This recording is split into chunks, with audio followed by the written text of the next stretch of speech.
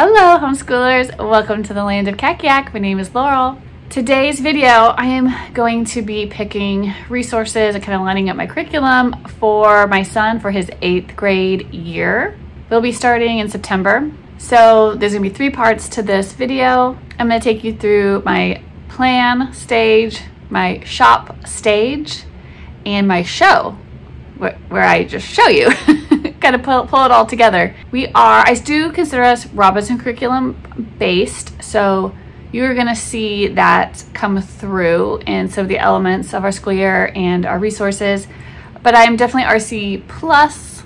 I do add in certain books and things that I just think would be beneficial. Let's get started. Okay, first things first, we're gonna go to the desk, go to the planning binder, and we're gonna look at my sequences so I can see what I've already, what some nice Laurel in the past has already planned for me. Okay, for the brains of the operation, we're going to the planner. All right, so I'm gonna start out, I usually refresh my memory about moving towards RC and what the final goal is by reading this. It's a PDF I made from a post that an RC mom made in the official Robinson curriculum page in that group. And I put it in the files in there, but I like to kind of touch base with this at the beginning of any like planning that I do. Otherwise, I like curriculum. Like I like so much of the stuff about education that I need an anchor. Otherwise I'm like a little curriculum tornado. So this is helpful to center me. And I believe she was like RC pure. I mean, I'm definitely RC plus, but it's comforting to know that if you guys have been watching my channel lately, I've been doing budgeting videos. I have a budgeting playlist. But if I have no money for curriculum, that people do RC pure. So you buy it one time and you just always have that access to that curriculum, and people make it works for their families.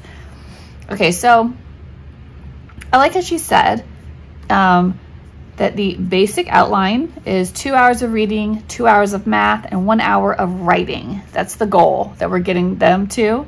She says, yet let's not throw our kids into the wilderness of self-led studies without first teaching the skills to survive. I agree. A strong foundation in phonics and the 4 basic math functions are a must. And I also just made myself a note about background knowledge. Background knowledge will really go to reading comprehension. They'll just get a lot more out of their RC books if you're actively building a background knowledge with them. I do this through read alouds with them. So we do a lot of rabbit trails and researching things as we do our read alouds in the morning. We start with Bible and then read aloud time. Even when I pick a book that I think is like for pleasure, we find ourselves looking things up constantly together as a family, and I can really see that building their background knowledge that will serve them in their independent reading time. So Everett's going into 8th grade, so she gives some kind of general parameters for how to set time. You don't start out, right, a kindergartner with 2 hours of math, 2 hours of reading, and 1 hour of writing, correct?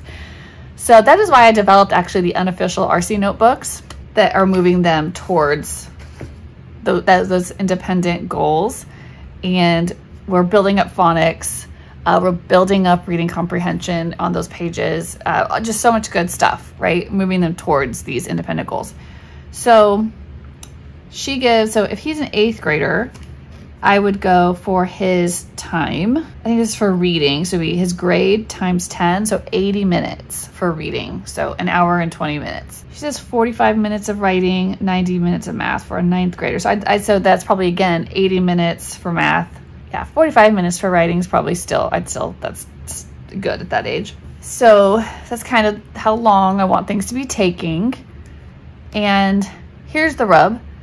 In my state, we are required to teach more than just this reading, writing, and math. They want all the extra subjects. They also want record keeping and portfolio, sample work. So that's why I have my sections here. This is Everett's tab where I'm going to record what curriculum. I put 2 of these in here because sometimes it changes you know, he'll go from doing, he might do a science course with one and not be doing history, you know, and then whatever. So I'm going to fill out at least one for what we're starting with. And then I just record now at the end of the week. I go back through that notebook and I just record what we actually did.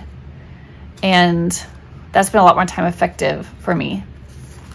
All right, so the first thing we're going to start with is what unofficial RC notebook do I have him in? So he did, last year he did everything notebook, the middle school one. And then we tried out the unofficial RC notebook level 5 because I'm wanting to move him towards a more RC pure schedule.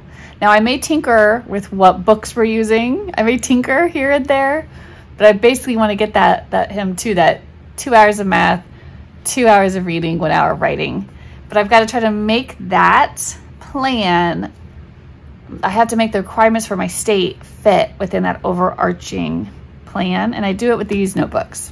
There's, yeah, like I said, 6 levels. The earlier ones are, you know, supporting more phonics, more reading comprehension. By the time they're in 8th grade, they can do like quite a bit, right? Like they can read pretty well. They're just chugging along on their math. We've just got to keep introducing those, giving them those books off the RC list. Then we'll be covering their social studies, you know, history, literature, biographies, stuff like that. And the Robbins curriculum, the core book list it tells you what subjects each book on the list falls under. I'm going to show you my master list. So this is my CAC-YAC Academy book list. I did insert like the easy peasy readers in here, and then like, you know, I add in at the end things that are off list that aren't on the core list. Even though like the G.A. Henty books are you can get them through RC, they're not in the core reading list, most of them. So things like that, additional like C.S. Lewis books and stuff like that, those aren't, they are available through RC, but they're not the core list, so they weren't on here, so I've added those in. We did extra Tom Swift books, so the boys really liked those.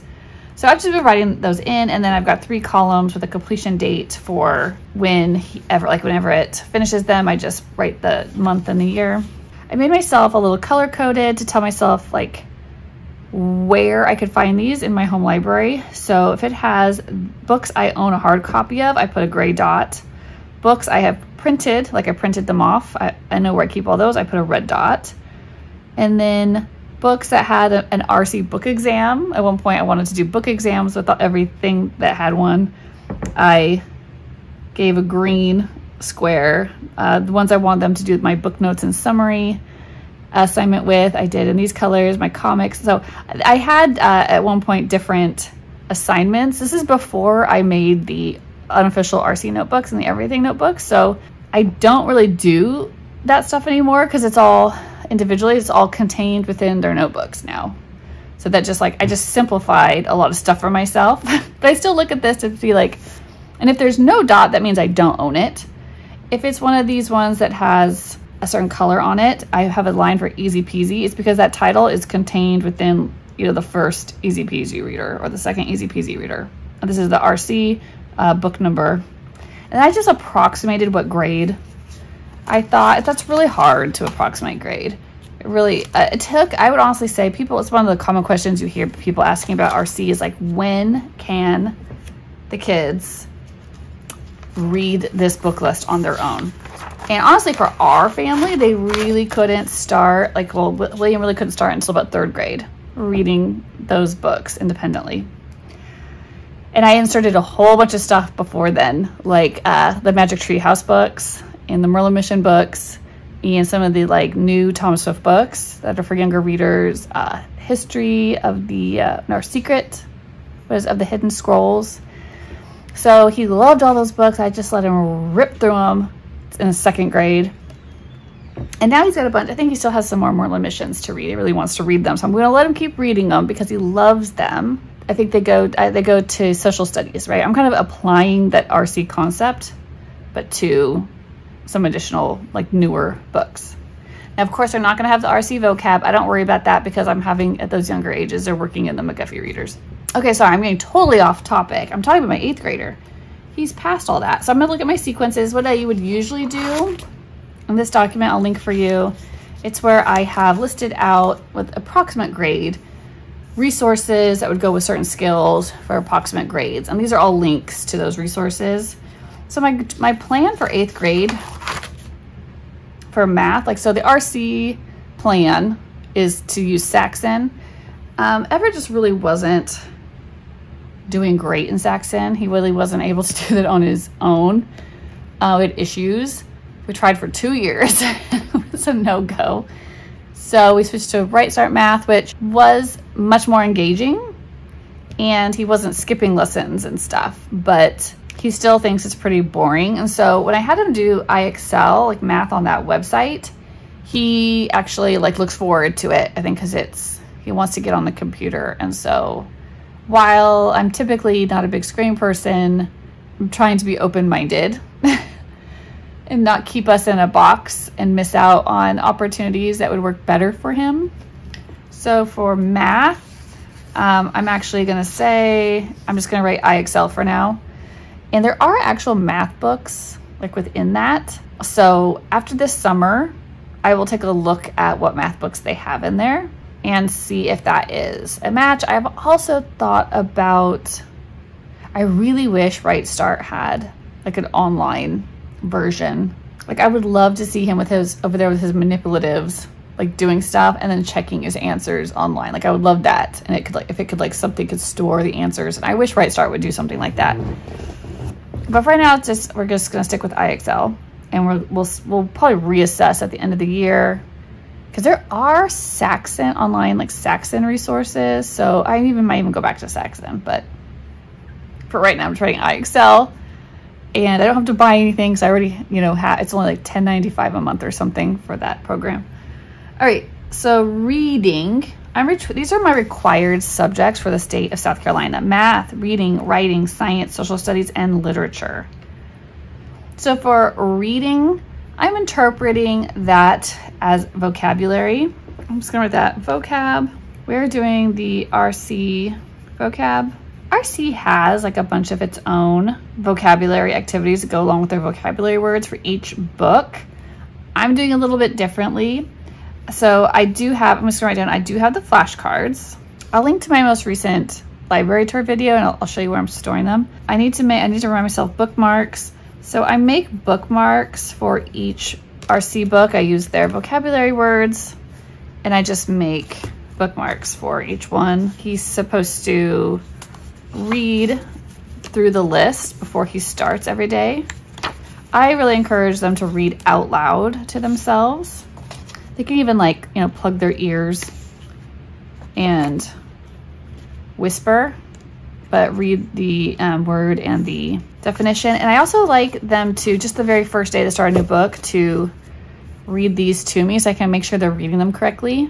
Sometimes there's more advanced phonics and like morphology in these words. Homeschooling has just gotten so much easier. We could just look up online how to pronounce words now. How they literally can. And they have this, he has Quizlet through RC that he can use for this too. So I'll write Quizlet, and that is where I like him to finish, to do like a little final like quiz for himself. And I'll show you in their notebook, right, where this is gonna go. So it's for math, it's every day. He's just got math pages to do his work as he's working. Even if he's working online, right? He can be recording what he did, how long he did math, like the date, and he can just be doing his work here. And I always tell him, like, circle your answer so I can see how many problems you worked. But he can be checking it online. So those vocabulary words, this is the daily practice I have him do. So I would have him, and I'll say he's reading the Pied Piper. I just grabbed one randomly. He'd have his book, he'd have this in his book, and every morning or every day, he would read those to himself. Then he would read for his 80 minutes. Then he would take like the first 3 words, and he would write the word and probably like the part of speech. the definition and the word parts, right? So we're looking for if this word has any inflectional endings, affixes, or root words. I would like him to look things up in the etymology dictionary and just see what he can learn about them. And then, so he just has to do that just for 3 words a day. And then he can write example sentences. So write sentences and practice reading them aloud and try to commit to memory. Like if you can remember a word in context, I feel like you remember it so much better than just trying to memorize a word in a definition. Do you know what I mean? So he can work through that for vocabulary. So what are we gonna say? Sometimes, a lot of times in my homeschool association, I have to give like kind of a detailed description of each subject, like what I'm teaching. So I like to write down here for vocab, I like to, write down some words like etymological study or studies, right? Morphology, vocab in context, right? Or we're learning in the context of a book, of a whole narrative or something, right? But if I'm having him read like a science textbook, because sometimes I do insert something off RC, like I insert a science course book, and that's what he reads for his RC book for that time. And there's tons of vocabulary in there, right? So I also may say science words, right? Science lexicon or something. So for me at this point, reading, it's like reading comprehension. So there's vocabulary as part of that, and then journal prompts. So I have this here. These are 20 days of reading journal prompts. This is more for like a fiction book, right? Something that's like a narrative. But I want him, his goal is to finish a book in 20 days or sooner. And so each day there would be a journal prompt for him. And I'll show you that we would go to reading, and I'll show you that. So that is reading comprehension, right? And I should also say read alouds going for, this is building our, we talked about that, our background knowledge. One of my favorites for background knowledge is to read them the Good and the Beautiful history course books and the readers that come along with that. Like we'll read like one unit that will be like unit 1 of year 3, but those help build background knowledge that they apply to their reading. For writing, so my plan for writing was to do writing and rhetoric with him, but we joined a co-op and I actually signed him up for writing, and then they ended up asking me to teach it. And so I'm teaching it, and they want me to use a specific curriculum. It's called the Write Journey, and I'm not super familiar with it yet. I've got to get, put together my syllabus this summer and like figure out more about it. It was developed by a homeschool mom, I think. I'm pretty sure. And so I will tell you guys more about this. I'll update you about this as we go and let you know how it goes. Printed off, let's look at it real quick. I printed off, what does it say it's gonna cover? It's gonna cover selecting topics and brainstorming, outlining for organization, writing a rough draft, rewrites, and editing to improve your writing, and evaluating writing. That's what it's gonna cover. I actually need to know that kind of stuff. That's for my homeschool association, like I was saying, when I have to give like a description of the course that they're taking for each subject, I usually just give them the table of contents of whatever resource I'm using. So the Write Journey, I'll try to find something to link to this for you. I want to say it says it does go over grammar, but in the context of the writing. So I'm hoping that that's going to be enough grammar and that I don't have to do anything extra for grammar. But okay, so the pages I have for writing in here are a daily essay brainstorm, back to the RC method. They have you write an essay every day. I think it's okay like to push off essay writing. Like if they could just write a really good paragraph and not like skip, like I don't know why there's like this rush to write the 5-paragraph essay. Like if they could just write a really good paragraph by the end of 6th grade, then maybe even 7th grade, and then like maybe just like a 3-paragraph essay by 8th grade. It's like I wouldn't even really worry about the 5-paragraph essay until high school, personally. And Dr. Fred Ray Leibrand, I will link to his channel. He shared an article that he wrote, and he was talking about waiting on essay writing until like they're 14. And I was like, that sounds good to me, man. Like I don't see the point of doing writing if it's just going to be poor writing, you know? And the kids think that they suck at writing, and then they hate writing, and they get all stressed out about what are we going to write about, and they're like, it just kills it. It just kills all the joy of writing for them if you push it on them before, because writing really is a higher level thinking. So there's a brainstorm page, and then there's actually, here's their essay. They can write this, and they can get feedback from me. And I'm hoping this will work with the curriculum, the Write Journey. I'm hoping I can just have him use these pages so that we don't have to juggle. You know me, I don't want to juggle multiple notebooks. I really don't. Like I said, what did I say? That was just because I need this information when I turn in my application this year for my association. I'm just going to write it down now. Topics and brainstorming, outlining, rough drafts, rewrites and editing, and evaluating writing. I'm hoping the kids learn to evaluate maybe other people's writing too. That'd be neat. Okay, science. So science and social studies and literature, these are all gonna fall under the RC book page. Let me show you. This is how I'm gonna make this work for us. Because they were following the schedule of, he's gonna do his math. Say we're gonna say 80 minutes. He's gonna read for 80 minutes. It's gonna get as far as he gets. So I put this into his book notes / journal, right, into a Cornell style notes page, specifically because these pages have to cover more than just like fiction books, right? More than just biographies that are more in the narrative form.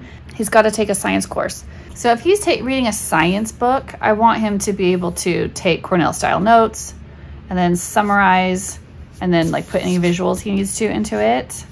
Here's obviously a place for the title and like to record what pages you read. And then, like I said, he could use these journal prompt. If it is like a more of a fiction story, then he can use these reading journal prompts. But he's also going to write down like, what subject is this going to cover? Is this a history subject? Is this a literature subject? Because literature is one of our required subjects now, starting in like 7th grade. I can't remember, did I say science, literature, or social studies, right? To me, social studies mostly just means, history, but it could mean like, I actually think like religious studies and stuff could fall under that. But let me just look. What did I have for science? I had for 8th grade planned. I have a couple options. I have the Ultimate Answers Pack and the companion notebooks. I do own those. Those are from, say, Answers in Genesis. This is like an apologetics for science books. And then I said Master Books, Chemistry and Ecology. I don't own that book. I actually had him do the general science last year for 7th grade. I was thinking about having him do Apologia Physical Science.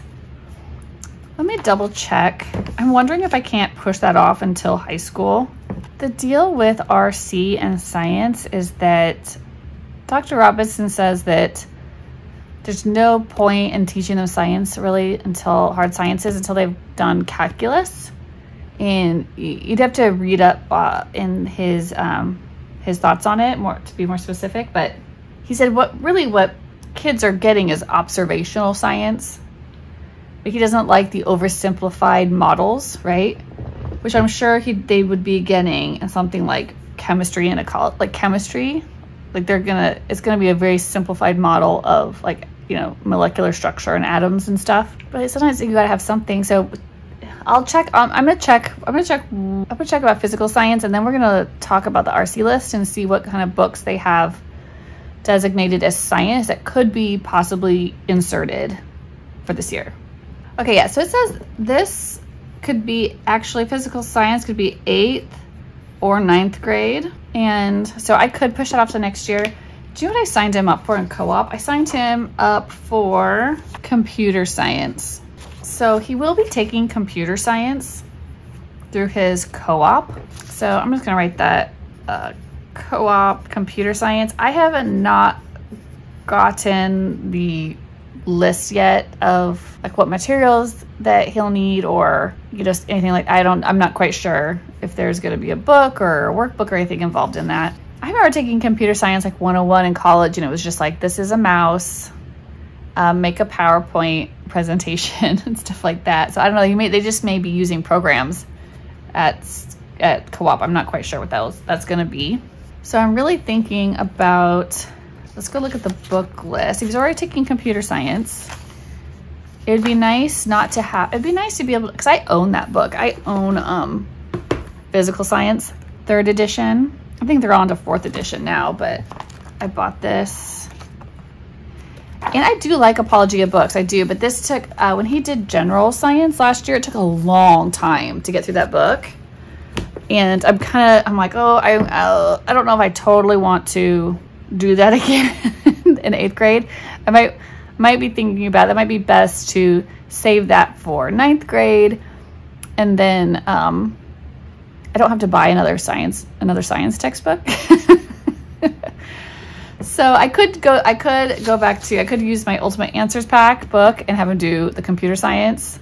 But if I wanted to look at what is RC, if they designate anything around this time that I could use for science. Let me look. So I'm looking over here in the subject. I'm kind of keeping an eye. This is my estimated grade. RC did not give me what grade level this is. I was like trying to guesstimate. So it's almost all literature, social studies, history. Okay, this says Mysterious Island. That's the science interest. Science, environmental overkill.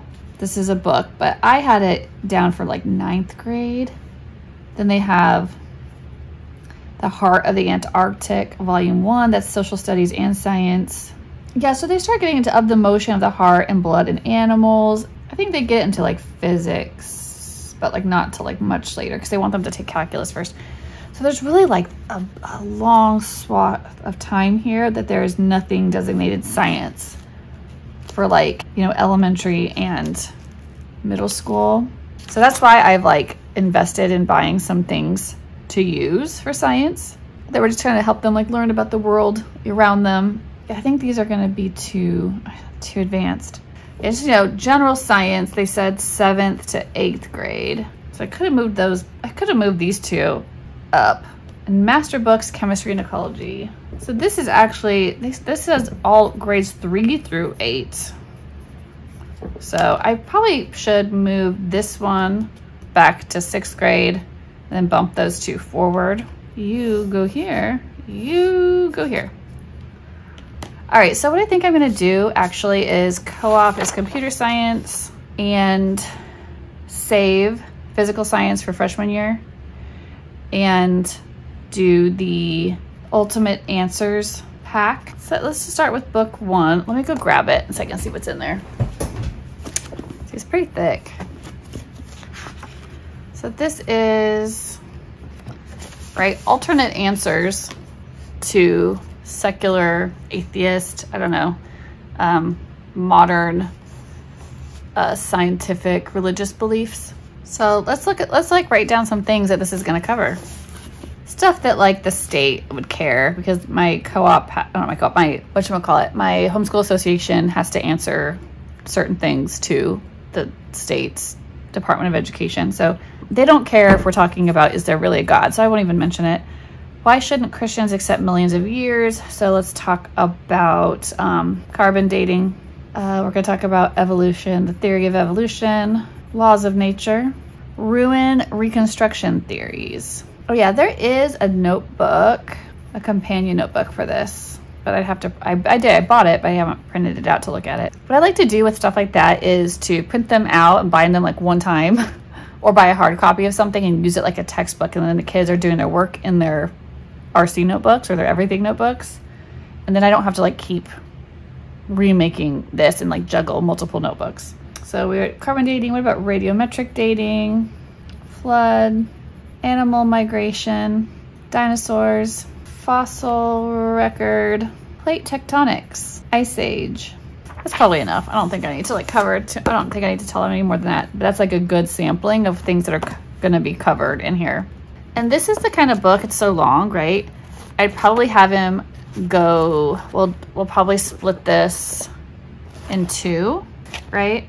Go, so 176, and then he can put it down and then he can read a different type of book off the list and then he can come back to this and do the other half.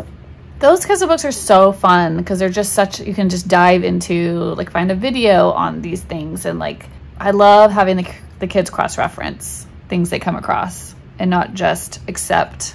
Okay, social studies. So this one, a really easy one. Okay, because I do read to them The Good and the Beautiful history, I usually just say, so he's the good and the beautiful. This will be year 3. Okay, yeah, because I read this to them and I go through those read alouds, then I usually just put this down and I don't tell them all the RC books that they're going to be reading, because that can go to reading a vocabulary too, right? Yeah, just because we're going to cover it, and like you don't have to do this at all, but I feel like the way we do it, it's like no stress, no sweat. It's super fun and they're not going to miss anything because they're still going to read the RC books, you know? But there's no point in me digging around through the RC list to try to find like what books I'm going to make sure they read this year. You could do that. You could go through the RC list, and you could do something similar. I love Ambleside Online's reading list. We definitely borrow off of that reading list as well. Like Everett's been reading Our Island Story. He's reading this. He started it this school year, but he's like reading it, finishing it through the summer because he loves it so much. But this just gives me such a nice, easy way to report to my homeschool association that this stuff is covered. That's just easier for me to do for reporting. Because I read them the little readers that came with it. So this is so convenient for me to say, we're gonna do The Good and the Beautiful year 3, plus readers, which I will just read to the boys. And they've enjoyed all of these books. They're just really fun. The vocabulary isn't crazy hard like the RC books are. They're so good at building vocabulary and reading comprehension. The Good and the Beautiful books are like brain candy in comparison, but they really let their minds focus on the setting and the characters and the story. They're not getting so bogged down with the reading comprehension part, especially since I'm reading it to them. So let's take a look at what. So yeah, I cheat and I just put that down, even though we do the RC reading list. But like I said, I can put that towards the RC vocab. I can put RC book list. I feel like they don't like it when I do. I feel like I've had my application kicked back to me before. They're like, you can't just say the book list. So like, I don't know what all they're gonna get through this year. And then I have to come back and like just give them a couple books off the list so that they'll accept my application. Right. Also, it also has additional resources. It has a companion notebook, although I don't always have them do it. So Unit 1 is going to talk about ancient Mesopotamia and Israel, ancient Africa, and Native North Americans. What I love about doing these is, yeah, they're getting that background knowledge, but like, yeah, we read books about, like I did a whole video where I was like, showed you the books about Native American, North Americans that I like inserted into our book list in elementary school, because I wanted to make sure they got that. But like, I just love that I'm able to plan multiple times in their education that they're gonna be exposed to periods of history or people or different ideas, because it doesn't have to stick the first time. You know, they get first sweep, they get some, the next sweep they get more, right? You kind of like cycle through this stuff and they just keep building and building up. It's not, you can't just cover something one time and expect that they're going to know it for the rest of their life, right? So ancient Africa, Native North America, okay. Westward expansion and industrialization, and Unit 4 is World War II. Oh my gosh, they're gonna be so interested in this, World War II. Okay, literature. So I am this summer doing Teaching the Classics. And this is really mostly, this is for the teacher. This is for you to do. This was like $100. And I touched on it in my last video on our summer curriculum.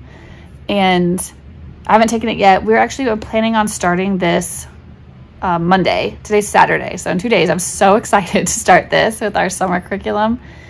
And it is a bunch of DVDs and like a workbook for me to follow along with. But this is going to teach me how to teach the classics. So I'm going to take whatever I learned in here, and I really want to see how I can apply that to our RC book list. So let me see how can this help me. So then this is the DVDs that we're going to watch together. I'm going to have the kids actually just watch them with me, but let's take a look at this a little bit more closely. I'm just gonna make myself a note because I'll be referred to Teaching the Classics. Now, the RC list is just full of classic literature. Why literature? The story chart, the children's story, the Socratic list. So I'm gonna write that down. We're gonna cover the Socratic list. This tells me that it's included with this syllabus as Appendix A. Well, look at that. Provides an easy step-by-step method for studying literature. It is the means by which you can teach your students to be profound thinkers. Familiarity with these questions gained by long, consistent use will make the understanding of difficult works easy, and this familiarity can be gained before the student is able to read those difficult works. Because the elements of fiction are the same for children's stories as for adult stories, the questions used to identify them are the same as well. Young readers may therefore learn real literary analysis at their own reading levels. So this is something, again, as we're going through this, I think it'll be beneficial to my rising fourth grader as well. I think that when I told you about that, the review I watched on this, she said that she had her kids watch the seminars with her too, and whenever they did example stories and stuff, they used children's stories. So it's quite applicable to multiple ages if you want to have them do it with you. So we're gonna go over the Socratic list. What does Appendix A look like? Let's look at it.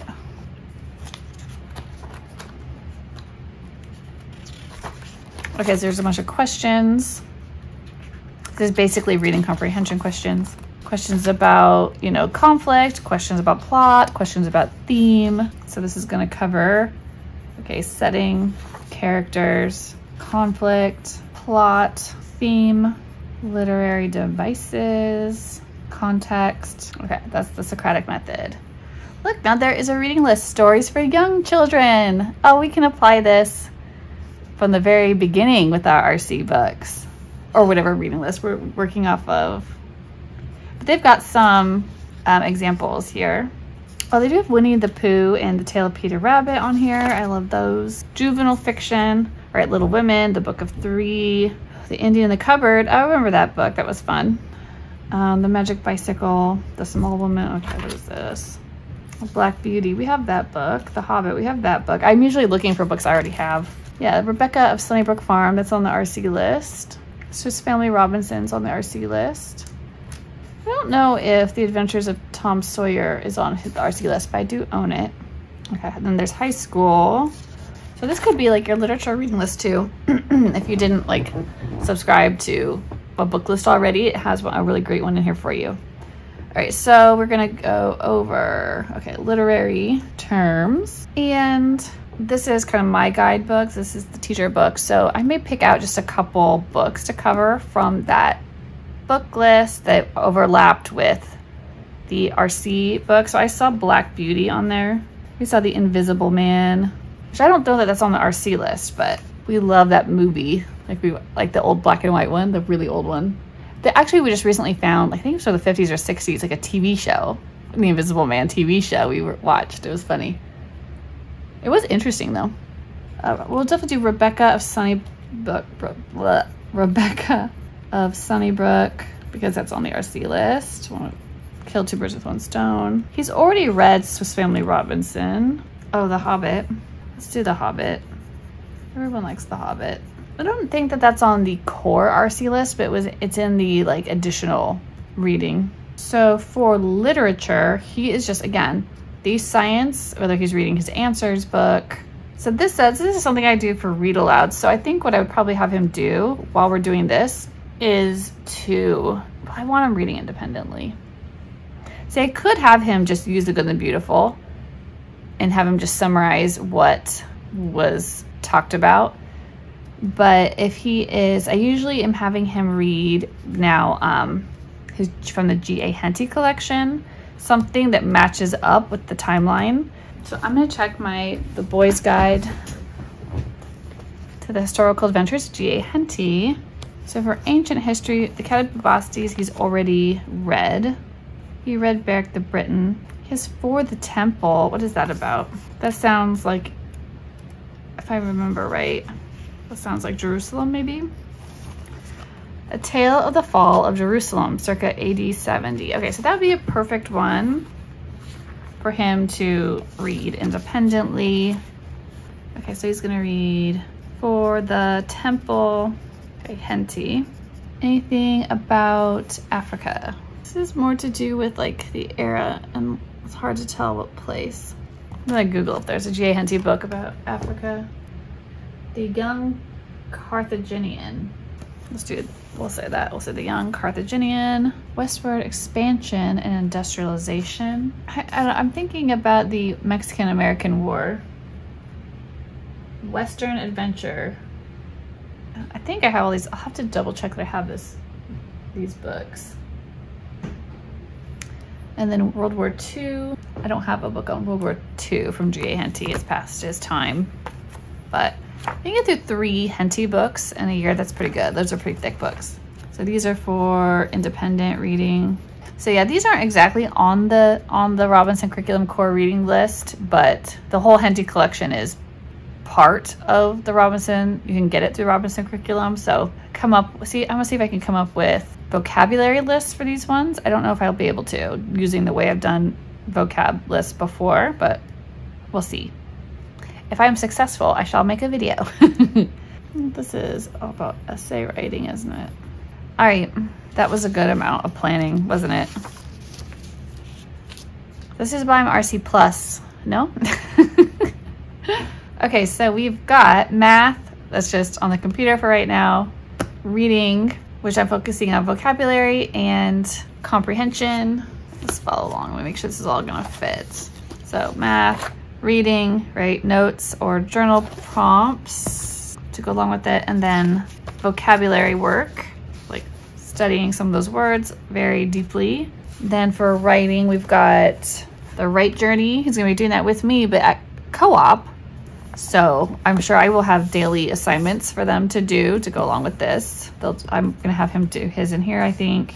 Back to the reading page also for, this is actually gonna cover science, social studies, and literature.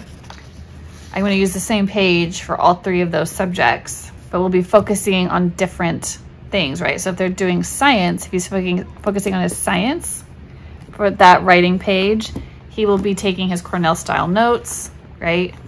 He can be copying in any pictures he sees. He can be cross-referencing, looking at videos, writing his summary, whatever visuals stand out to him. If he is doing his social studies, right, this is gonna be, I'm making a note to myself, this is read aloud.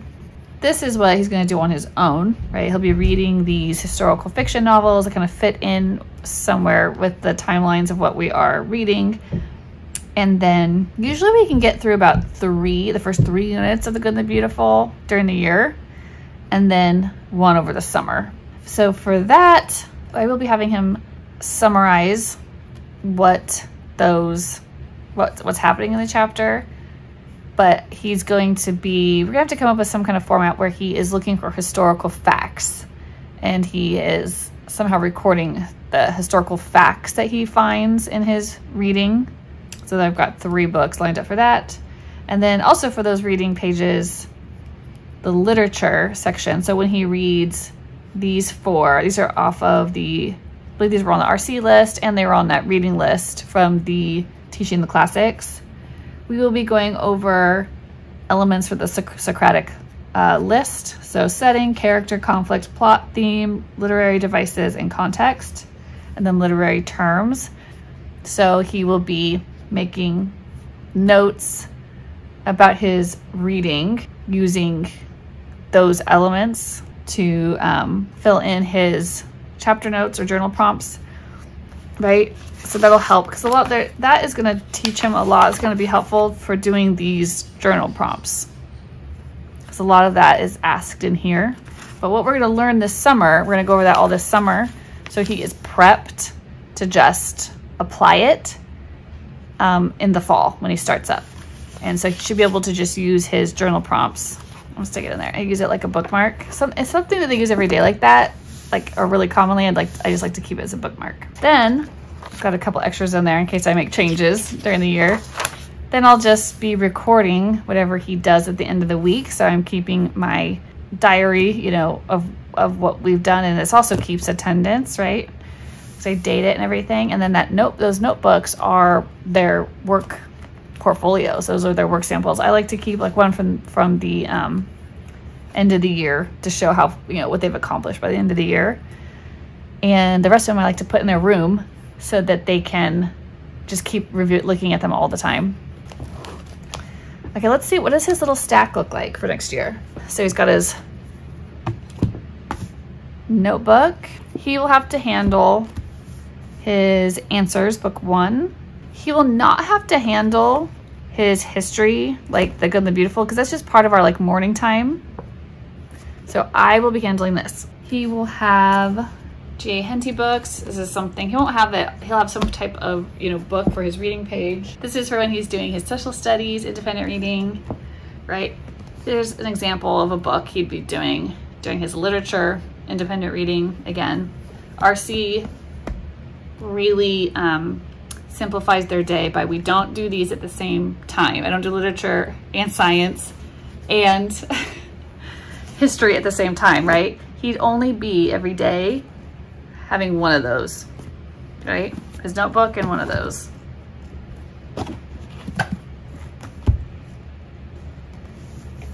And then he has no math book right now because he's doing everything online. Just other little extras, right? He's gonna have his reading journal prompts, and he's gonna have bookmarks with his vocabulary words on them. Sorry, those will just be up on the bookshelf. He can grab which one matches what book he's on. His writing curriculum, all that stuff will be at co-op. So I don't know what if I'm gonna be sending things home with them. I think there is a student handbook, so they may have that as a reference book. He's taking computer science again at co-op, so I'm hoping there's nothing to do on a daily basis or come home. That's something done, all handled at co-op. He might have to, I'm wondering if he has to work on my computer, if he's gonna have to use my PowerPoint or something like that, you know, to do things on certain programs. But that would not be something like to juggle, right? Physically. So yeah, like I'm really on a daily basis, he's gonna be grabbing this. He'll have to visit the computer at some point to do his math. But everything else, everything is contained in the notebook and then whatever book he's reading. Like, come on. I am loving this. He's going to love this. Okay, thanks for sticking around and hanging out for me thinking it all through, making my notes, what I'm gonna put down for my homeschool association and all that good stuff. Let me know if you have any questions about anything I went through today or any thoughts. If there's anything I haven't linked for you that you want to link to that I showed or that you're interested in, leave me a comment, ask me for it. I'll be happy to get it to you. Okay, I'll talk to you soon. Bye.